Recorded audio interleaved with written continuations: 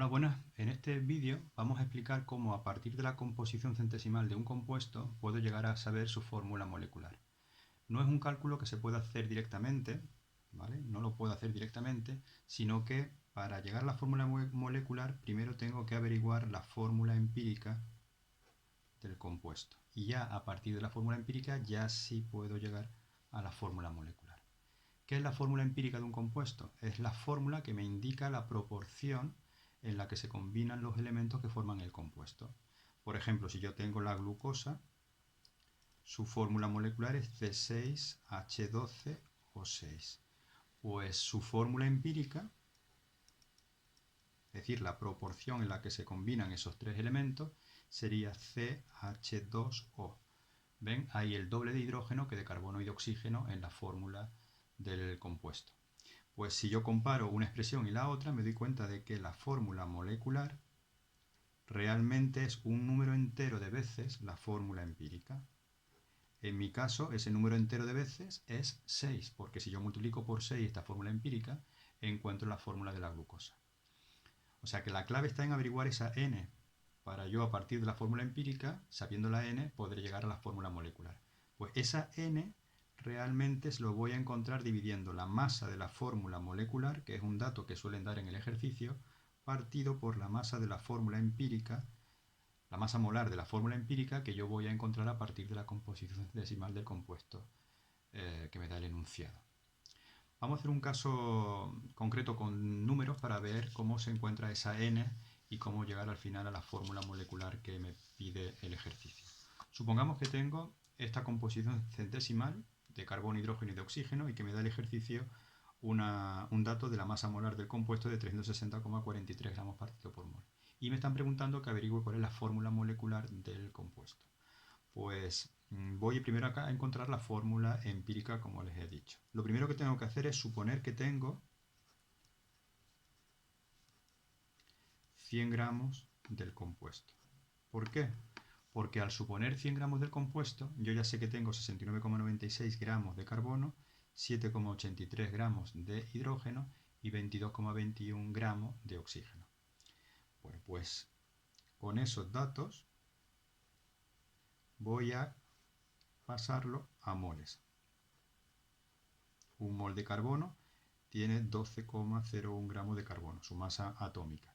Y obtengo que tengo 5,825 moles de carbono.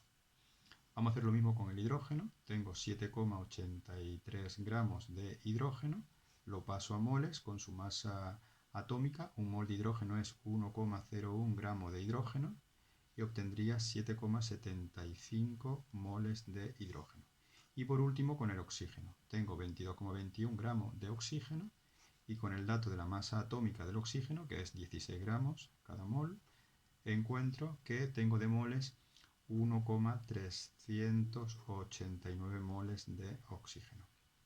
Lo que voy a hacer, como yo quiero saber la proporción de los átomos, y la proporción de los átomos de los elementos coincide con la proporción de los moles, yo quiero encontrar una proporción que sea de números enteros, porque los subíndices que aparecen en la fórmula de los compuestos son números enteros, y además números enteros sencillos.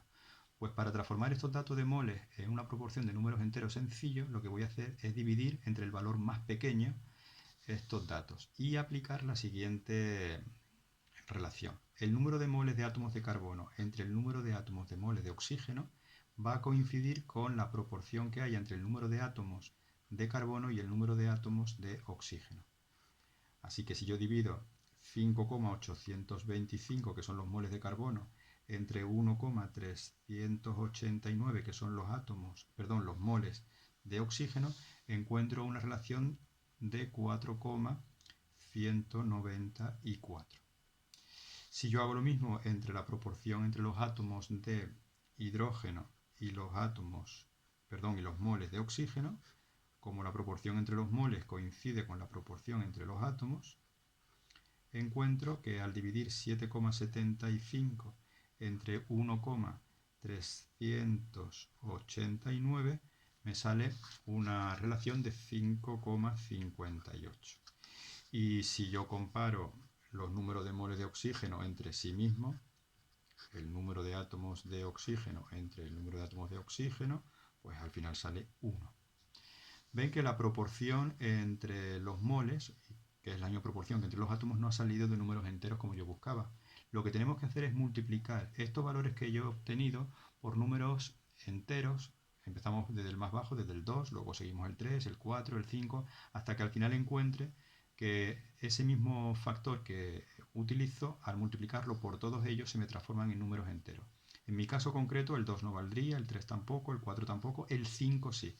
Porque si yo multiplico este dato por 5, encuentro que aquí tendría 21 de carbono, 21 moles o 21 átomos de carbono.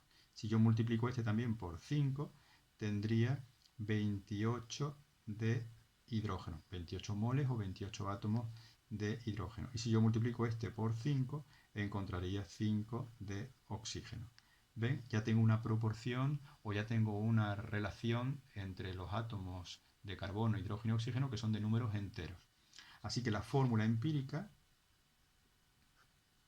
del compuesto sería C21H28IO5. Esta sería la fórmula empírica del compuesto. Si yo quiero averiguar la fórmula molecular, recuerden que tengo que calcular cuánto vale esa N dividiendo entre la masa de la fórmula molecular entre la masa de la fórmula empírica. Pues voy a calcular la masa de la fórmula empírica que acabo de encontrar y entonces ya puedo hacer esa división que voy buscando.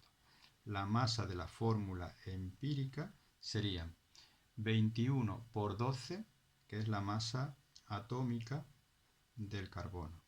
28 por 1, que es la masa atómica del hidrógeno. Y 5 por 16, que es la masa atómica del oxígeno. Cuando yo haga esa operación, me sale un resultado de 360,49.